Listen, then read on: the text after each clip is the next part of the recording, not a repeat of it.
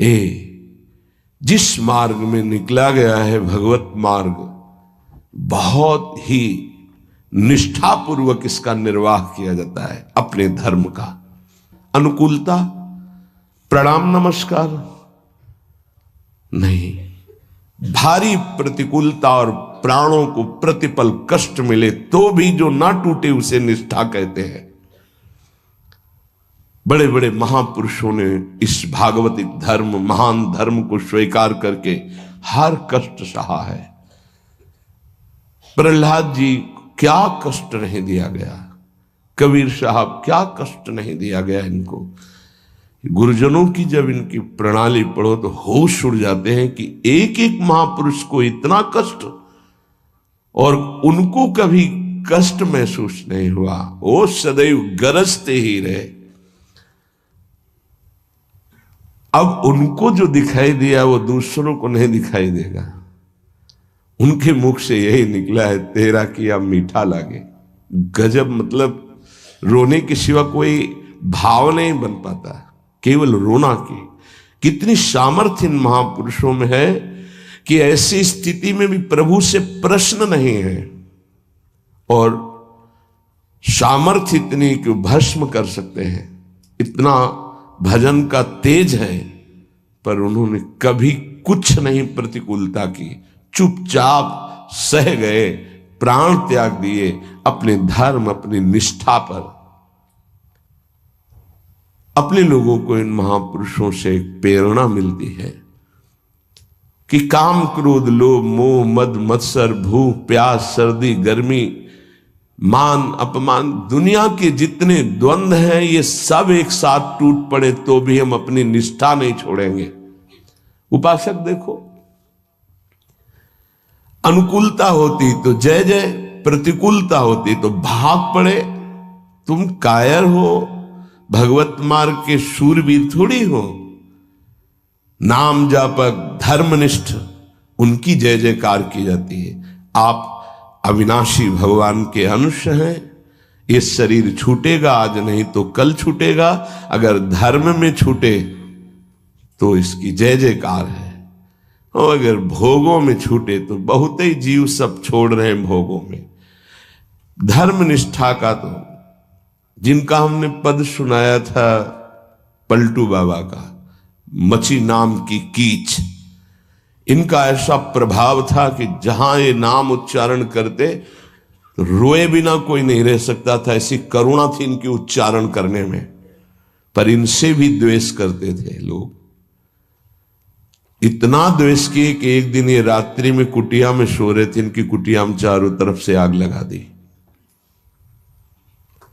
भौतिक शरीर तो वहीं दिखाई दिया, लेकिन भक्तों की मंडली सहित जगन्नाथपुरी में सुबह पाए गए।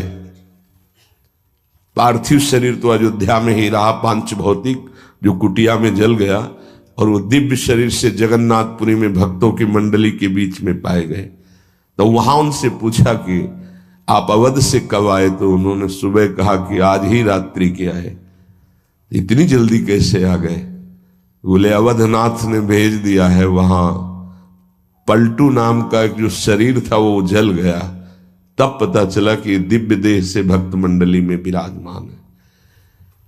ये निष्ठाएं ऐसे कोई थोड़ी कि जहां फूल माला, चंदन, इत्र, खुशबू, खान पान, जय जयकार, प्रणाम नमस्कार तो आप धर्मनिष्ठ है, और जहां प्रतिकूलता तो आप बदल गए, इसे निष्ठा नहीं कहते। जिस सर पर मनोपुष्प और दुग्ध का अभिषेक हुआ पूज्य पादुड़िया बाबा, उसी सर पर 6-6 इंच के गड़ा से चले, ओम पधार गए। इतनी सुकोमल देह ठाकुर हरिदास जी की, महामंत्र जोर जोर से लाखों की संख्या में जपने वाले महापुरुष 22 बाजारों में मार कोड़े जल्लादों ने खाल नोच ली, लेकिन हरि बोल के सिवा शब्द नहीं निकला। इसे कहते हैं निष्ठा। यहां जरा सी कामना पूर्ति नहीं हुई, भगवान पर श्रद्धा हो गई, ये कोई निष्ठावान है? ये निष्ठा कैसे जागृत होती? सिर्फ गुरु कृपा से। जहां गुरुजनों की महिमा पढ़ी तो गुरु कृपा से। गुरु कृपा का स्वरूप क्या है? जो नाम प्राप्त हुआ है यही गुरु कृपा है। बड़े बड़े ब्रह्म ऋषियों ने, महापुरुषों ने एक ही बात कही है कि जिसकी विशेष कृपावती हरि की जागृत हुई हृदय में, उसकी नाम में श्रद्धा हो गई। बस ये बात पकड़नी है।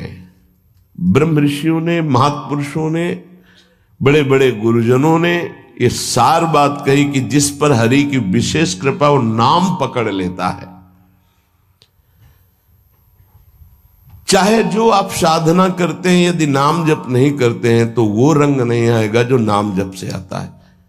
नाम जप, नाम कीर्तन समस्त साधनाओं की पूर्ति है।